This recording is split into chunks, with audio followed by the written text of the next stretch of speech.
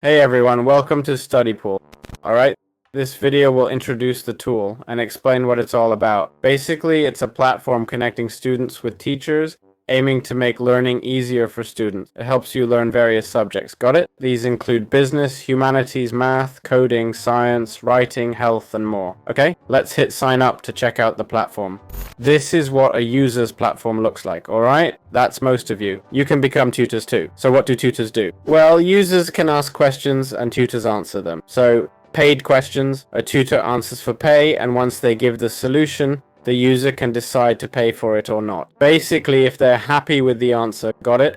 It lets us get help from verified tutors. See, look here, for example, homework, question and answers. Okay, it says, get high-quality explanations and answers from verified tutors.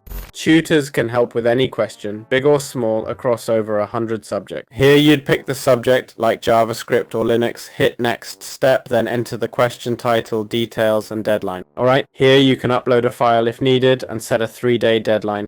Hit next step, and here you set the price. Okay, what's the education or price level? Got it? To answer this question, well, 10, 15, 20, or $25 per hour. Okay, we'd set the price here. We said it would take about an hour, so at $25 per hour, that's 25 euros. Okay, it says here, important. I understand the money I put in directly affects the quality of help I receive. Okay, so that's basically for the questions. Then we have NoteBank, which is like a bank of notes. Okay, we also have AI that reviews a bit of everything. The notes, as you see, need to be unlocked, okay? Unlock document. And you unlock documents by paying. As a tutor, you can also earn money from notes, right? So it's all focused on knowledge and facilitating tutoring.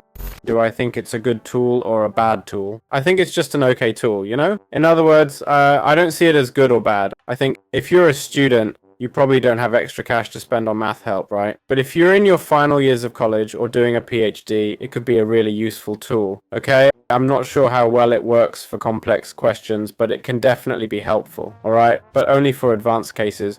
For simpler stuff, I'd say no. Let's check out the reviews. It's got a 3.1 comma and well, 62% are 5-star ratings. Most complaints are from the sellers, just so you know, okay? Like, don't trust it. I wasted 9 months of my time. They solved well, basically service issues, right?